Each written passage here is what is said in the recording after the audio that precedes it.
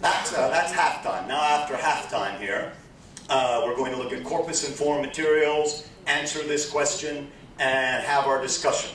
Okay? All right?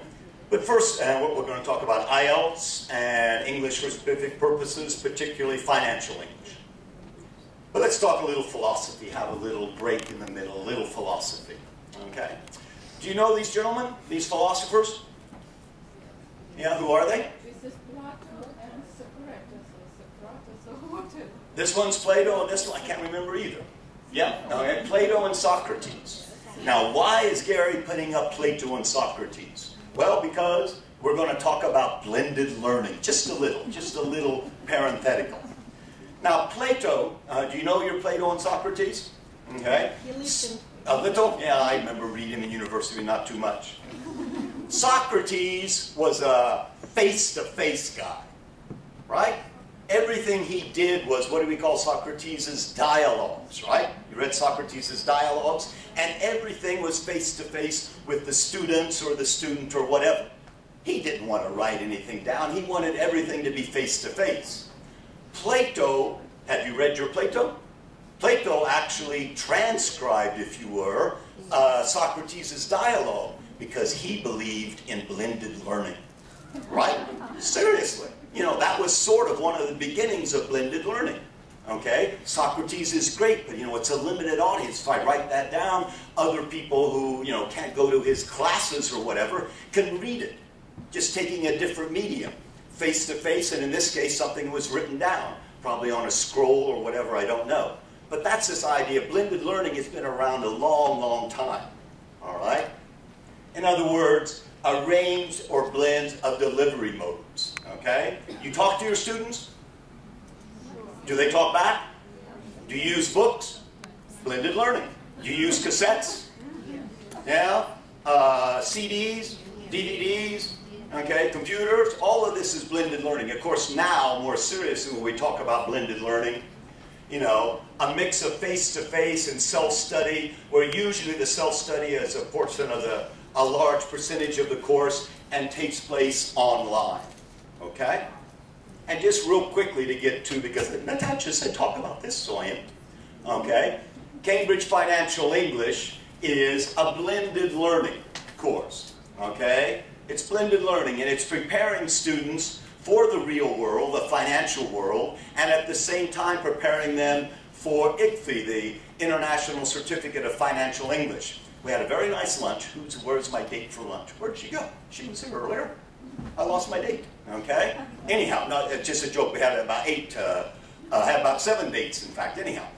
We had a nice meal here, and here you're preparing ICFE, is what I was told. Some of you teachers, are there any teachers here from this place? Anyhow, you're preparing ICFE.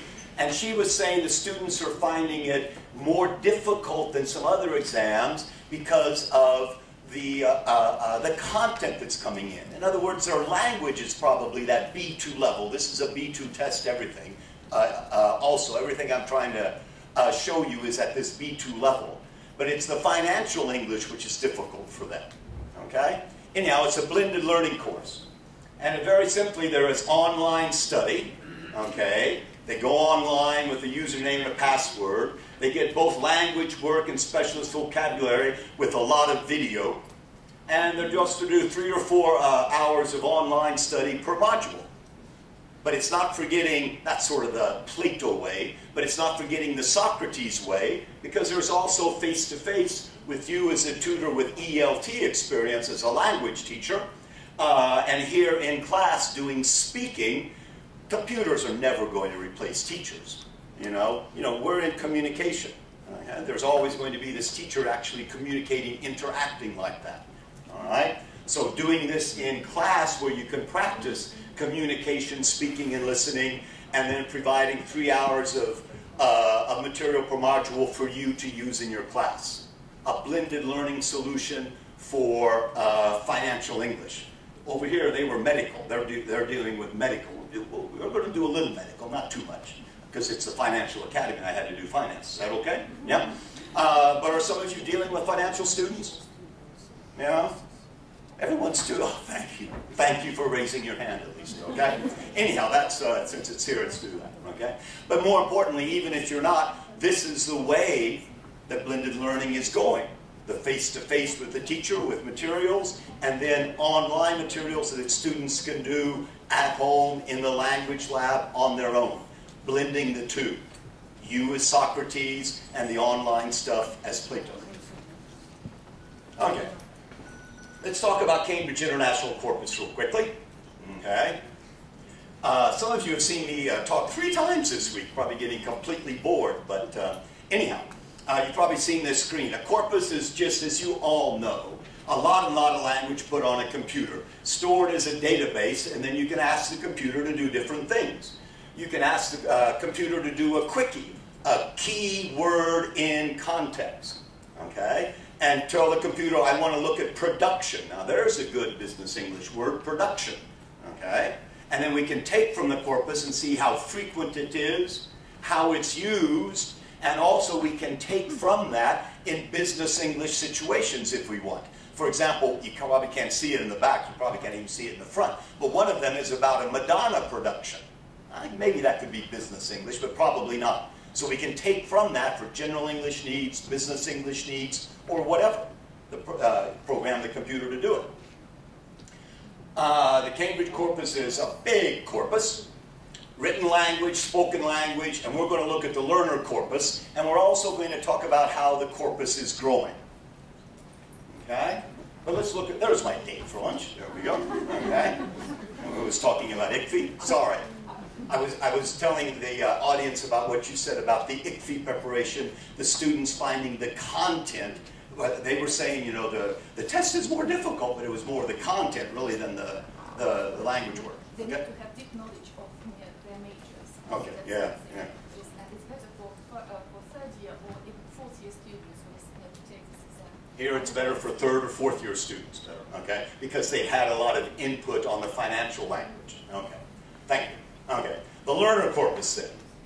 The learner corpus is something that's shared by the 2 Cambridges, Cambridge English, okay, Cambridge University Press, and Cambridge ESOL. Very nice little thing here that you probably will talk about. Yeah, very nice. We have good Cambridge. And we can pinpoint language areas that students find difficult. How often they make a mistake and what type of mistakes they make. Even for Ielts, okay? Are you preparing students for Ielts?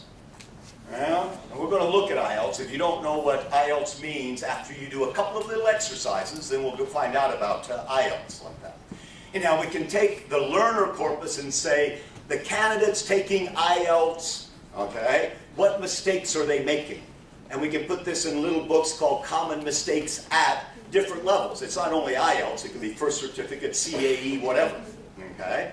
For example, it seems that at the intermediate, we'll get to bands. You know about IELTS bands? I'll explain that in a minute. But intermediate is probably about a 4.5 to 5.5. We'll talk about that. And it seems that apostrophes are difficult for students. I tried this one out with the students this morning of the Financial Academy, and their apostrophes weren't very good. For example, there's a mistake there with an apostrophe. They had a hard time with that. Okay? Where's the mistake with an apostrophe? It's. Okay? Alright? What do we need? How will we change that? In other words, what's the mistake and how can we avoid it? No apostrophe, very simply. We're not. It's, of course, well, you all know this, but they had a hard time like that, okay? They said it's, and then one gentleman said, no, it's is a contraction, which means it is, so we don't need an apostrophe there. That was difficult for them. And this one, well, this one, it was funny. This one at the advanced level didn't challenge them as much. They were pretty good with this. This one is on similar words, but sometimes confused. Affect, influence, and impact. And here's a situation, an environmental situation, and what collocates with environmental situation? Is it effects? Is it impact? Is it influence? In other words, we're very worried about the effects of transport policy. Impact would be better. We talk about the environmental impact. So a little something of confused words, it can be grammar, spelling, whatever. Just these are typical mistakes that people are making at Ielts and how students can avoid them and do better. All right. All right. Are you preparing students for Ielts? Yeah? A lot of you are. Good. Okay. It tests all 4 skills, as you know. Okay, Ielts does. But there are 2 different modules. Do you do academic or general training? General training. So their objective is to go get a job. Use Ielts to go get a job. Someone else over here raised his or her hand. General, academic? Okay. Academic. So their objective then is to use it to get an academic qualification, probably to go a master's program abroad or an English-speaking medium university here in Russia. Is that right? Well, more or less, okay? Yeah. The difference, if you don't know Ielts, and don't try and read all this, but it's testing all 4 skills, and everyone does the same listening and the same speaking, but the academic and the general training, writing and reading modules are different, because they can choose it like your students to go get a job, or other students as an academic qualification. We were talking with the students this morning, I'll use them, and tell me if I'm wrong, but they were saying most of them, they want about a 5.5 is what they want. Oh, they were wrong. Okay, well they were, yeah. Okay. So maybe 8. Some of them want 8. They want an 8? My goodness. Wow. The best ones. Well, the best one. They want an 8 or they need an 8 to get into a No, just near, they received it near 8 bands. Oh, very good. They get that. Okay, because I was telling the students there, the highest band score, obligatory band score that I know is at the Rotterdam School of Business and Economics, and they require students to have a 7.5 already. That's pretty high. The students here were saying 5.5. Anyhow, the IELTS uses a band score, and B2 is right there, a competent user. Okay?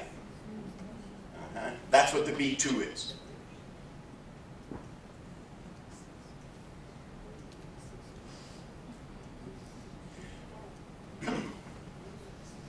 So, remember, this is growing.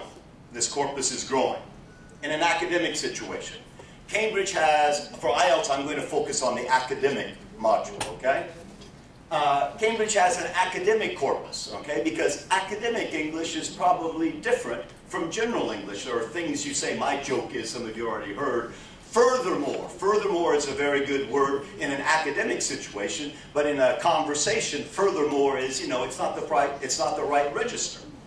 So we can take all sorts of academic books and journals, both British and American, in other words, international English, and we can give them guidance. What we're going to look at are writing styles, okay? I'm just doing some simple things. This is from Objective IELTS, okay? A simple thing. The students were very good at this morning. They did this pretty good, okay?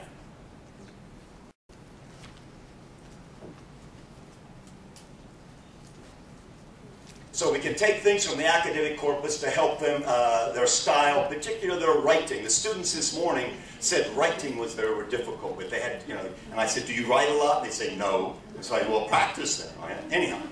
And formal and informal are using appropriate style and tone. Should we do this easy one first?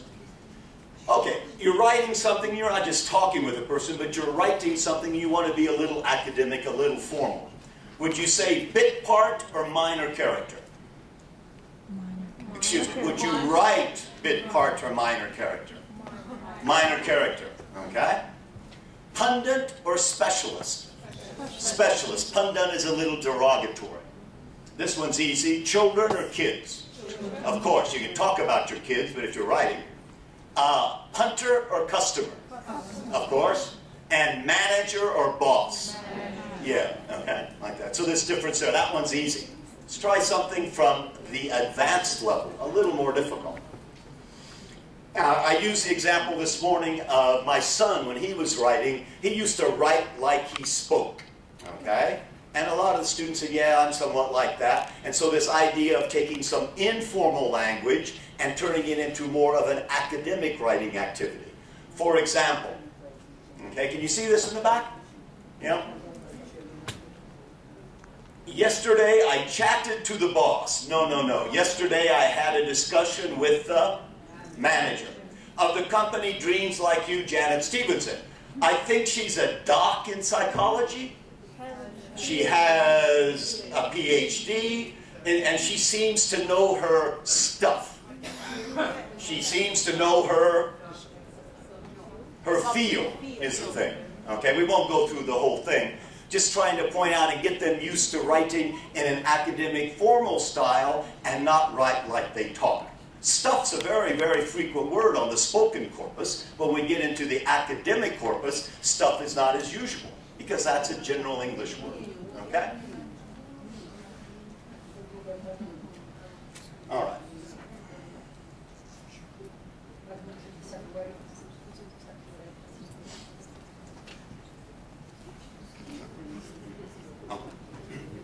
Last year I was here and we were doing something with the teachers here on grammar for business, because we can use a business corpus. We were talking about the academic corpus. We can use the business corpus to inform even grammar for business. Natasha said no reason to talk about that again, Gary. Do mention it and it'll be downstairs if you want to look. But what, we won't go into it. But does that sort of make you would you sort of buy into that, agree that maybe grammar is different in a business situation than in a general English situation?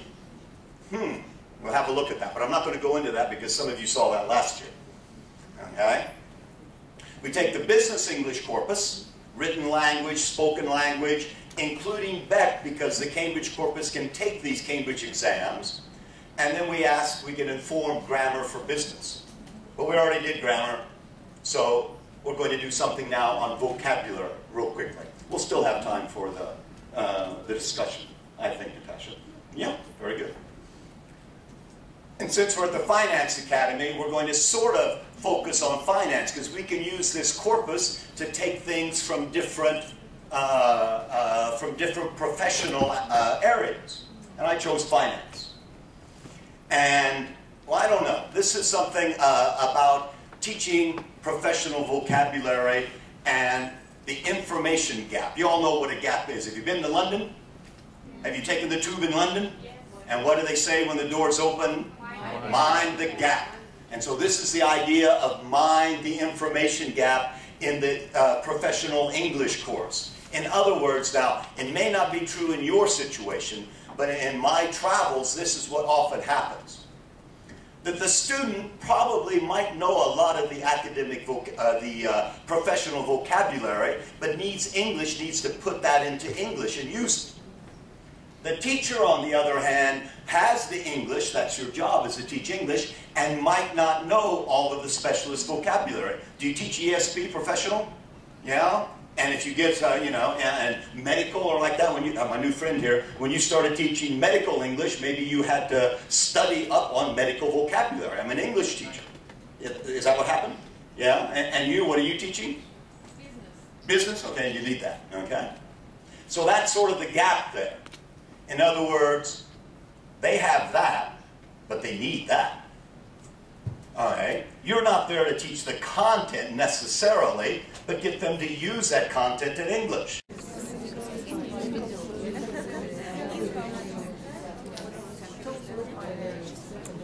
The difference then, and the idea of the Professional English in Use series, is trying to help you, help the students, by the technical and semi-technical. What does the word mean, right? What is the technical and the semi-technical specialist meaning? And the non-technical, they might know it for general English, but how do they use it in the language? How do they collocate? How do they put it into meaning? As you know, sometimes, well, maybe you don't, maybe your students don't do this, but a lot of students just want lists of words. I want a list of words and they translate them. All right? Do your students do this sometimes? They just want word lists, all the technical vocabulary. I want it all, I want it all, like that. But you know, you can't talk to people and you can't really write by just writing lists of words. You need to actually put them into use, put them together in speech or in writing. Because knowing this list isn't going to help them to communicate, is the idea. Very important to know those words, but explain it. Write about it. So this idea in the Professional English News Series is getting them to notice collocations. Notice is a buzzword in English language teaching and language teaching. It used to be called language awareness. But now the idea is notice how things work. Notice how, in this case, words collocate. Look in chunks and clusters of language. Don't just use individual words, but how do they cluster together? Semi-fixed and fixed expressions, as it says here.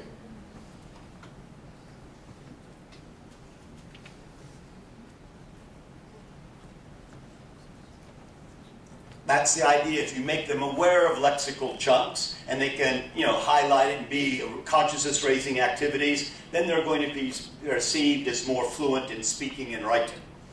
So let's get them, for example, to do things like that, to do collocations. This one is an example. All of these are from Professional English and Use Finance. Here's something on prices, and we're going to do a little, what do you call those things? Wordgrams, spidergrams, word graphs, whatever, it doesn't matter what you call them. But some students, I like things like this. Do you like to learn vocabulary like this? Putting things together? This is one idea of getting them to collocate, to build their vocabulary, not just a list of individual words, but words that go together. Give them examples of real English, authentic English from the corpus then, and after that have them match then that phrase, that chunk of language, with what it means.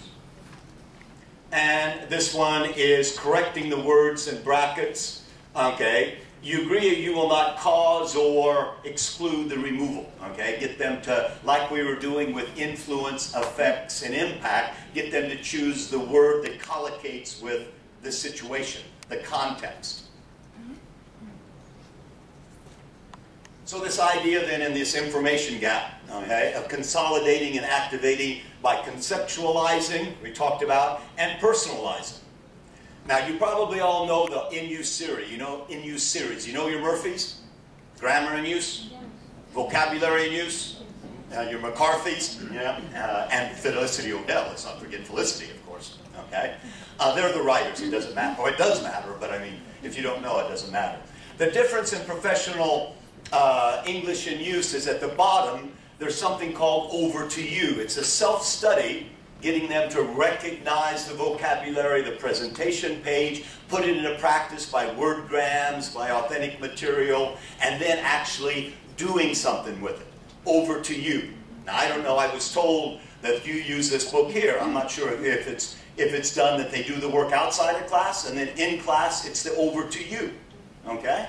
In other words, this is an example of blended learning also. They're studying outside, doing this. They come into class, they listen and they speak or they write. They put it into practice. So let's finish with this technical vocabulary.